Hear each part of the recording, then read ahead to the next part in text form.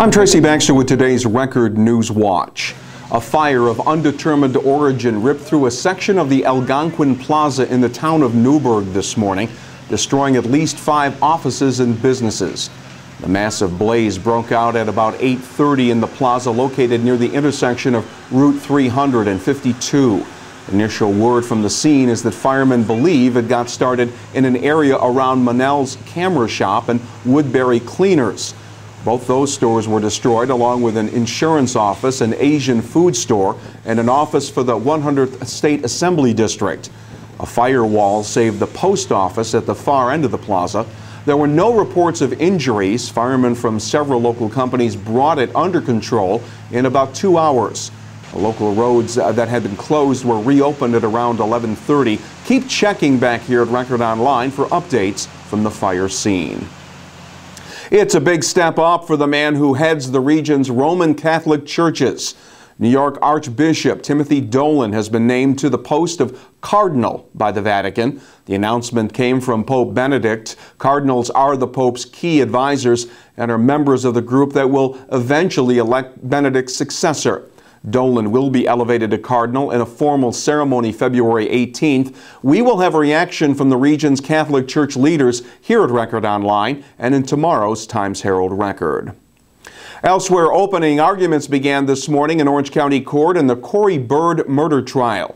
The 32-year-old Newburgh man was charged with second-degree murder, first- and second-degree manslaughter, and tampering with physical evidence for the December 2009 fatal beating of 4-year-old Mark Bucall, a boy who'd been left in his care. Mark was the son of Byrd's girlfriend. The child's body was discovered months later inside a duffel bag in a vacant lot in the city of Newburgh. Byrd faces a possible life prison term if he is convicted of murder.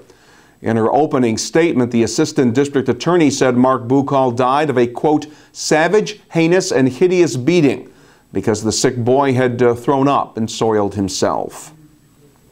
While they continue to hope for the recovery of a sacred Torah scroll, members of the Landfield Avenue Synagogue in Monticello, as well as other Sullivan County residents, will hold a rally of support Sunday afternoon to express outrage over the break-in and the theft at the synagogue last weekend. Forced entry was made through a window, office doors were jimmied open, and a Torah valued at about $35,000 was taken from the synagogue. Organizers say the rally will be an expression of public protest over the theft.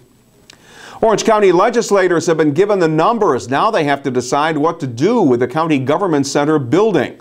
Thursday, lawmakers heard from a group of consultants who told them it would cost nearly $14 million to repair storm damage and about $41 million to repair, renovate, and safeguard the structure from future storms. Legislator Dennis Simmons is among those not yet ready to commit to a course of action. I still have questions in my mind as to what is the most sound trail to pursue and what is the best expenditure of the taxpayers' money. I'm not 100% sure yet. But fellow Republican Michael Anagnostakis is leaning in a specific direction. Leasing out the facilities that we're leasing now, I mean, they're wonderful facilities. We're actually saving money. We're the heat, the utilities, the maintenance is included within those leases, and we're actually saving money over what just the electric cost was in our old building. So right now, unless somebody can convince me and make my mind change, I think leasing and using current buildings that we have and saving money for the taxpayers is the way to go. Attending the meeting were those who believe the much maligned building is worth saving. Maybe it was originally an ugly duckling. I think you can fall in love with an ugly duckling, and people would, if this building were treated right and if it were renovated properly and landscaped properly, it would be a great addition to our community. The larger question was not addressed yesterday, whether the building should be fully renovated or torn down and replaced. State police have arrested a Middletown man on sex charges that involved a young victim. 18-year-old Jesse Redner was arrested following an investigation into an alleged incident that occurred in the town of Mount Hope in August of 2009 that involved a victim less than 11 years old. Charges against Redner include a felony criminal sexual act in the first degree.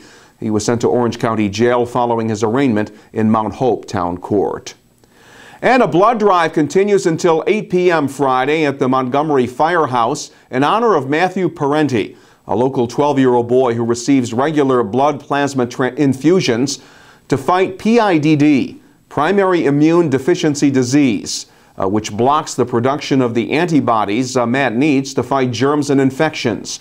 Besides collecting blood supplies, the drive is a form of thank you from family and friends because they say Matt is alive today in large part because of past donations of thousands of units of blood that Matt has received since his diagnosis.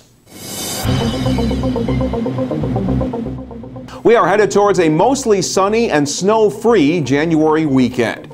Saturday will be partly sunny and unseasonably mild, with the highs getting up around 50 degrees. Sunday should be mostly sunny but chillier, with temperatures not getting much higher than 40 degrees. Make Record Online your source for breaking news and features all weekend long, and enjoy all that's offered in the weekend editions of the Times-Herald Record. For Record Newswatch, I'm Tracy Baxter.